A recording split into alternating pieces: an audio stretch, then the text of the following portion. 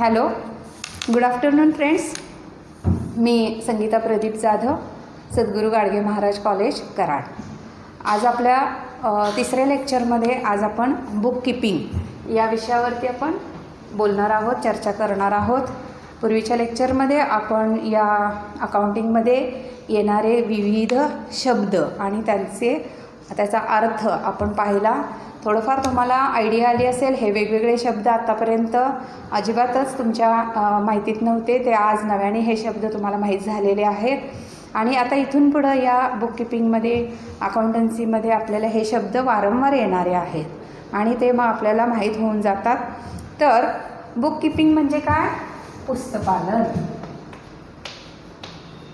हा शब्द आपण नोट पण दिला होता तुम्हाला, त्यामुळे तुमच्या आता लक्षात आलेलं असेल.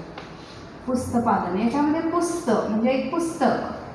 पुस्तक म्हणजे कोणतं? जसे की आपण मागच्या याच्यामध्ये बघितले, journal, ledger, cashbook, subsidiary books, sales book, purchase book, ही जे पुस्तकं येतात त्या पुस्तकांमध्ये जे काही आपण ट्रान्झॅक्शन करणार आहोत, देवाणघेवाणीच्या व्यवहारांच्या नोंदी करणार आहोत, या नोंदी व्यवस्थित लिहिणे, अपडेट करणे, त्याचा ताळेबंद तयार करणे आणि ते सादर करणे, हे सर्व याच्यामध्ये या पुस्तपालनामध्ये केलं जातं.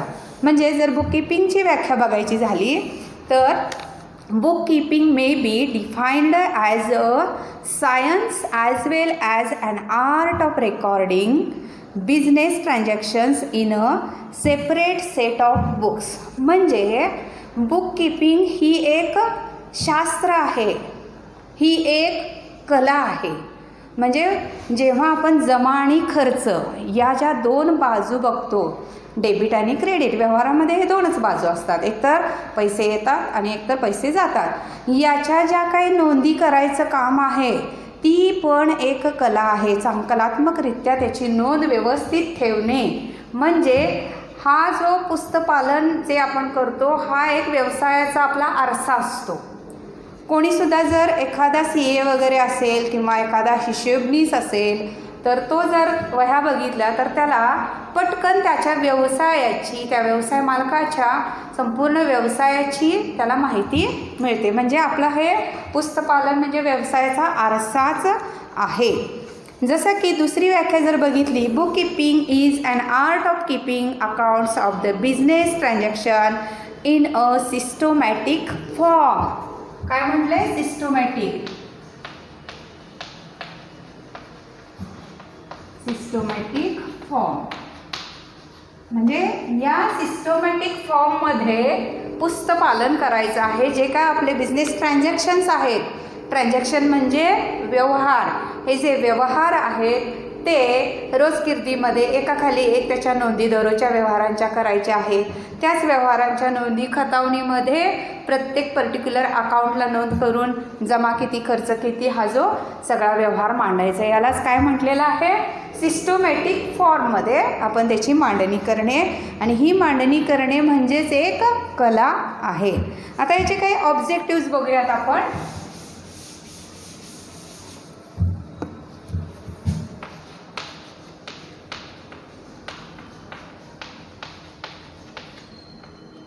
ऑब्जेक्टिव्ज बघूया, म्हणजेच उद्देश. ऑब्जेक्टिव्ज म्हणजे उद्देश. आता हे पुस्तपालन कशासाठी करायचं? काय उद्देश असतात बाबा पुस्तपालन करण्याचं? पहिलं आहे to create permanent record of business transaction. म्हणजे आपल्या जे व्यवसायामध्ये परमनंट रेकॉर्ड म्हणजे जे व्यवहार होतात त्या व्यवहारांच्या नोंदी परमनंटली करायच्या आहेत. म्हणजे कायमस्वरूपी ते व्यवहार आपल्या नोंदींमुळे ते राहणार आहेत. आता आपण हे पुस्तकामध्ये तर नोंदी करतो, परंतु आधुनिक व्यवसायामध्ये आपण संगणकामध्ये सुद्धा याच्या नोंदी करत आहे. कारण व्यावसायिक हा एका ठिकाणाहून दुसऱ्या ठिकाणी कामानिमित्त जात असतो आणि त्याच्यासोबत एक लॅपटॉप पण असतो. तो वाटेत कुठेही प्रवासात सुद्धा त्याचं संपूर्ण पुस्तपालनाचं कामसुद्धा तो करू शकतो. म्हणजे याला आधुनिक व्यवसायाचं गणित म्हटलेलं आहे किंवा आधुनिक बँकिंग, आधुनिक अकाउंटिंग असं आपण म्हणू शकतो. दुसरा आहे to know the financial position of the business. म्हणजेच हे जे काही हा जो उद्देश आहे याच्यामध्ये पुस्तपालन केल्यामुळे आपल्या व्यवसायाची फायनान्शियल पोझिशन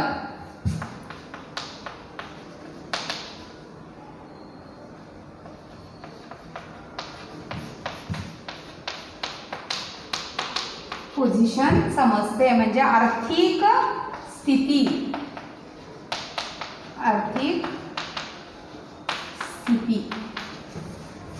स्थिती समजते. तिसरा आहे to know the exact amount due from debtors and exact amount payable on creditors. बघा परत सांगते, to know the exact amount due from debtors and exact amount payable to creditors. त्याच्यात कोण आहे? डेटर्स आणि क्रेडिटर्स. हा ऋणको आणि हा धनको आहे. म्हणजे आपल्या व्यवसायाचे कोण ऋणको आहेत आणि आपण कुठले धनको आहेत, म्हणजे क्रेडिटर्स आपल्या ज्या काही देणी आहेत, कोणाकडून येणं बाकी आहे, याचा आढावा आपल्याला याच्यामधून घेता येतो. चौथा आहे to ascertain the profit earned or loss incurred by the business. जर मी असं वाचत असेल तेव्हा तुम्ही लिहून घेतलं तरी चालेल. म्हणजे आपल्या व्यवसायाला नफा किती झाला आहे, तोटा किती झालेला आहे याचा आपल्याला अंदाज घेता येतो किंवा त्या उद्देशाने हे पुस्तपालन करावं लागतं. पाचवा मुद्दा आहे to detect and prevent the errors and frauds. To detect and prevent the errors and fraud. Fraud म्हणजे काय? अफरातफर. आणि एरर म्हणजे काय? चुका. एरर्स म्हणजे समजा काही पुस्तपालन करताना काही चुका झाल्या असतील तर त्या शोधून काढण्यासाठी मदत होते. आणि फ्रॉड झाला असेल, अफरातफर, म्हणजे व्यवसायामध्ये आपण एकटाच माणूस काम करत नाही, हाताखाली अनेक माणसं कामास लावलेली असतात आणि ही काम करत असणारी माणसं सगळीच प्रामाणिक असतात असंही नाही. एखादा माणूस अप्रामाणिकपणे पैशाचा अपहार, अपव्यवहार किंवा अफरातफर करू शकतो. अपवादात्मक स्थितीमध्ये अशा घटना घडतात. तेव्हा या पुस्तपालनातून अशा काही चुका झालेल्या असतील, असं काही फ्रॉड झालं असेल तर ते तपासण्यासाठी, शोधून काढण्यासाठी मदत होते.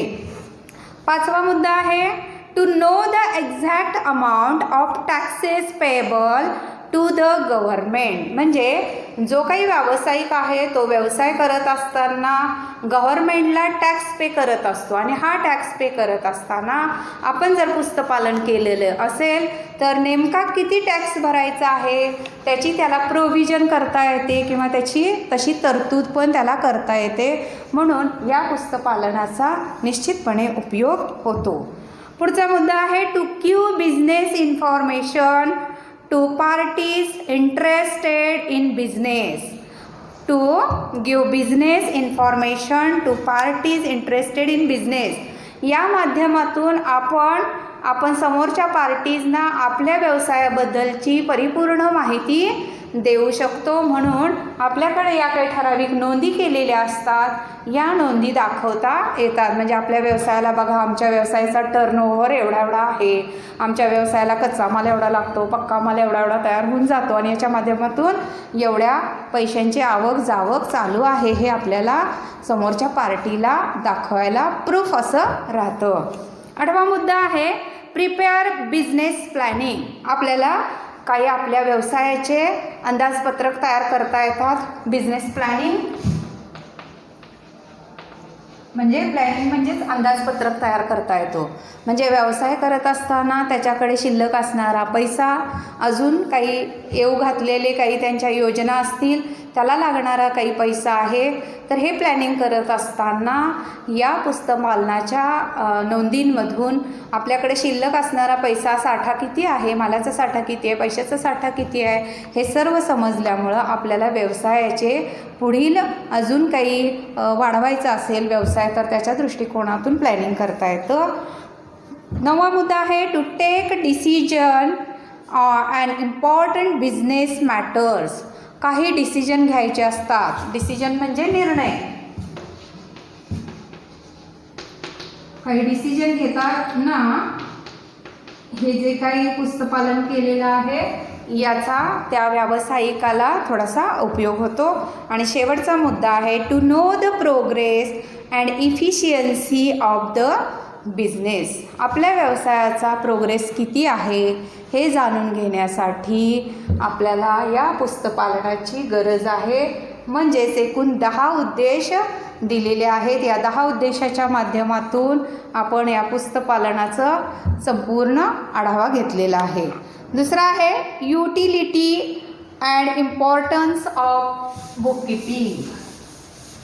Utility and importance of bookkeeping.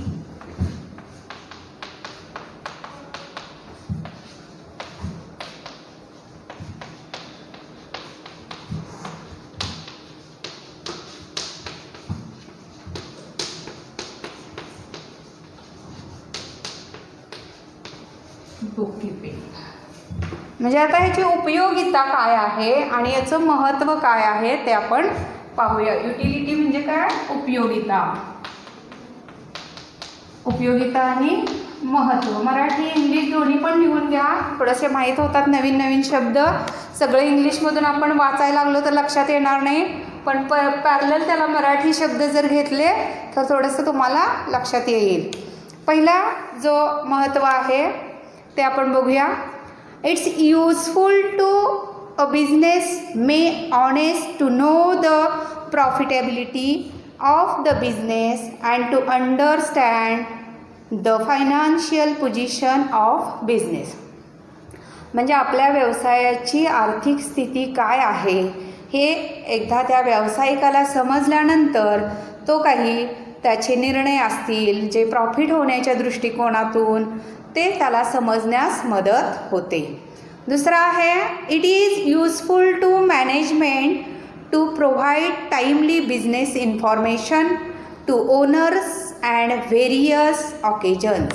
म्हणजेच या माध्यमातून आपल्याला बिझनेसच्या ज्या काही माहिती आहे, जी माहिती आहे ती मॅनेजमेंटला वेळेवर देण्यासाठी मदत होते. तिसरा मुद्दा आहे it is useful creditors and lenders to know the amount due from various debtors and amount paid to creditors. आपल्या व्यवसायाची देणी किती आहेत, आपल्या व्यवसायाला येणं किती बाकी आहे याचा अंदाज घेण्यासाठी या बुककीपिंगचं महत्त्व याच्यामध्ये सामावलेलं आहे. चौथा मुद्दा आहे it is useful to investors to take decision from investing money or not. म्हणजे आपल्या व्यवसायामध्ये एखाद्या व्यक्तीला इन्व्हेस्ट करायचं असेल, काही घ्यायचं असेल तर अशा वेळेस आपण जी काही माहिती प्रोव्हाइड केलेली आहे त्या माहितीच्या आधारावर जे इन्व्हेस्टर्स आहेत त्यांना आपले पैसे इन्व्हेस्ट करायला मदत होते. जसं की टाटा, बिर्ला, अंबानी मोठमोठ्या कंपन्या आहेत त्या आपल्या कंपन्यांचं स्टेटमेंट्स वगैरे पेपरच्या माध्यमातून, नेटच्या माध्यमातून, टी व्हीच्या माध्यमातून हे आपल्याला हायलाईट्स करत असतात, डिस्प्ले करत असतात.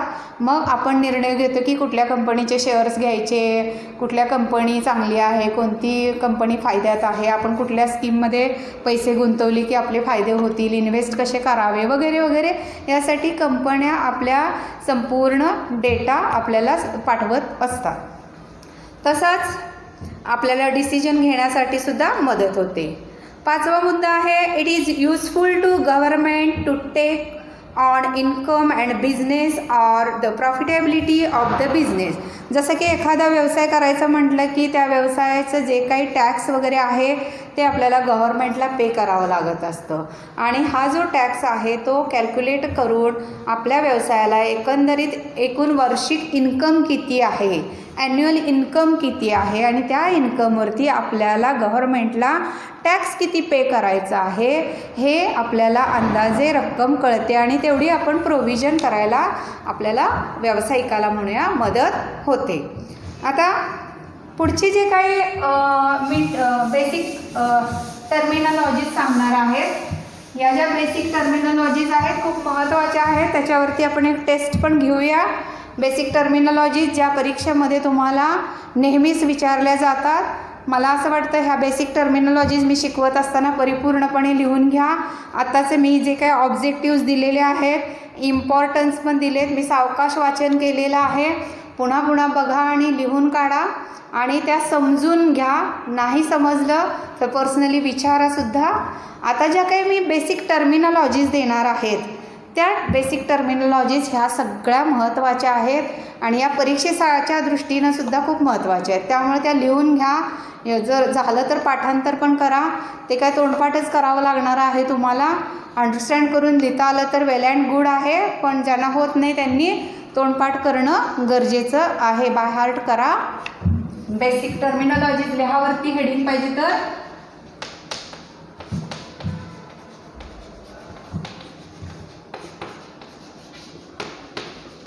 बेसिक टर्मिनॉलॉजीज म्हणजे ज्या काही आपल्या अकाउंटमध्ये बेसिक गोष्टी आपण शब्द शिकलो तेच शब्द आता आपण डिटेलमध्ये त्याची माहिती घेणार आहोत. मागच्या लेक्चरमध्ये सुद्धा त्या शब्दांबरोबर मी सर्व काही माहिती देण्याचा प्रयत्न केलेला होता, परंतु आता आपण या व्याख्या लिहित असताना आपल्याला या ॲक्च्युअल ट्रान्झॅक्शन म्हणजे काय, डेबिट म्हणजे काय, क्रेडिट म्हणजे काय, याच्या व्याख्या आपल्याला लिहायच्या आहेत इंग्लिशमधून आणि हे परीक्षेसाठी सुद्धा तुम्हाला उपयोगी पडणार आहे.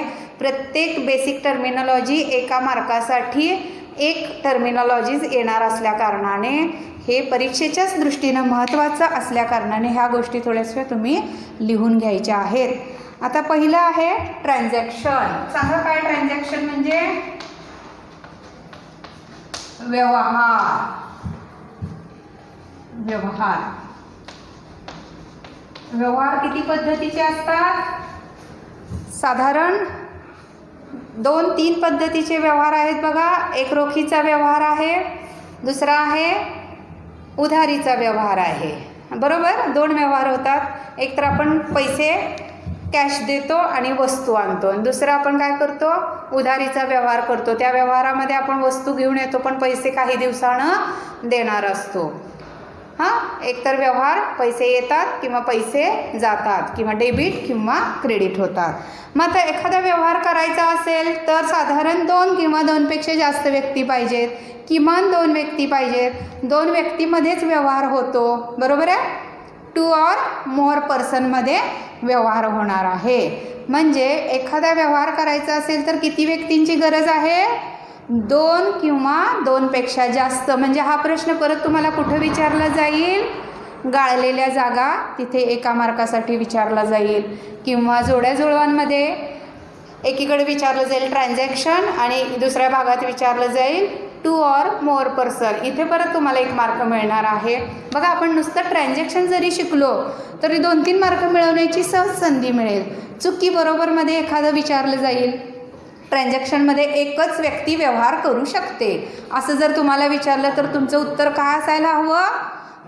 फॉल्स असायला पाहिजे, कारण ट्रान्झॅक्शनमध्ये 2 व्यक्तींची गरज असते. बघा, म्हणजे एक आपण व्याख्या शिकलो तर त्या व्याख्येबरोबर आपल्याला वेगवेगळ्या ठिकाणी मार्क कसे काही डिवाईड केले जातात पहा. म्हणजे आपण ते किती चांगल्या पद्धतीनं वाचन करून लक्षात ठेवलं पाहिजे हे तुम्ही स्टुडंटनी ठरवायचं आहे. म्हणजे हे वाचणं गरजेचं आहे, लिखाण करणं गरजेचं आहे आणि रोजचा अभ्यास तुम्ही रोज करणं गरजेचं आहे. तुमच्यावर वॉच ठेवायला आता कुणीही नाही आहे समजा, पण तुम्ही स्वतःच तुमचं काय व्हायचं आहे, स्वतःच तुमच्यावर नियंत्रण ठेवून स्वतःच आपण अभ्यासात आपण पुढे जायचं आहे. तर लिहून घेतलं तरी चालेल. Transaction is a dealing between. Transaction is a dealing between 2 or more person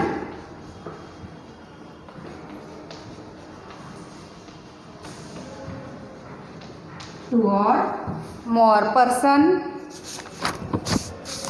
whereby give something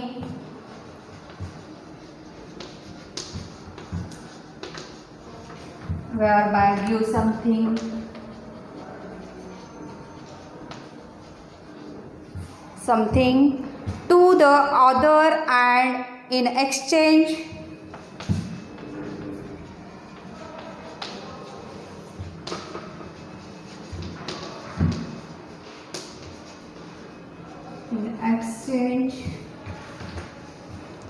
received something from the other.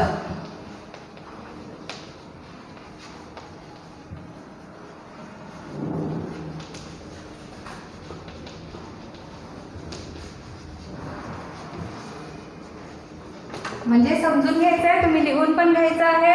मी पुन्हा पुन्हा सांगत आहे कारण हे परीक्षेसाठी खूप महत्त्वाचं आहे. 1 मार्कासाठी हे एवढे येणार आहे. Transaction is a dealing between 2 or more person whereby given something to the other and in exchange received something from the other. म्हणजे एखादा व्यवहार करायचा असेल तर 2 किंवा 2 पेक्षा जास्त व्यक्तींची गरज असते. हे तुमच्या वहीमध्ये असायला पाहिजे. ठीक आहे.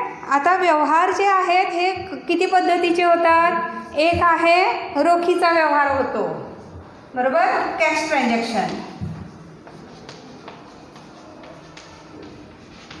आणि दुसरं आहे बार्टर ट्रान्झॅक्शन.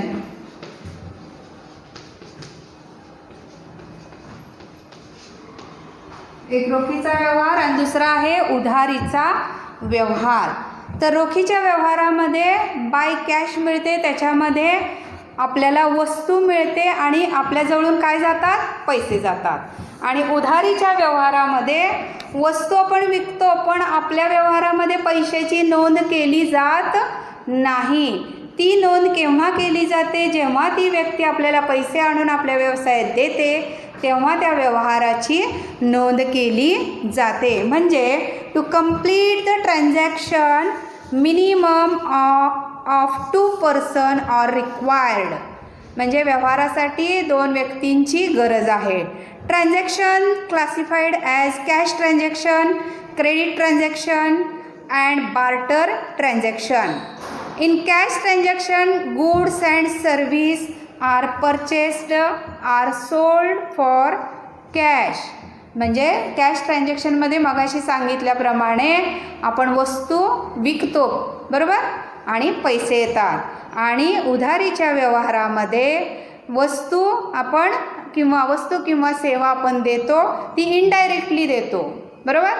आणि exchanged for the other goods or service is also called barter transaction.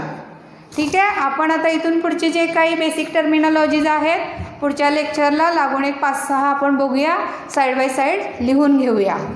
Thank you.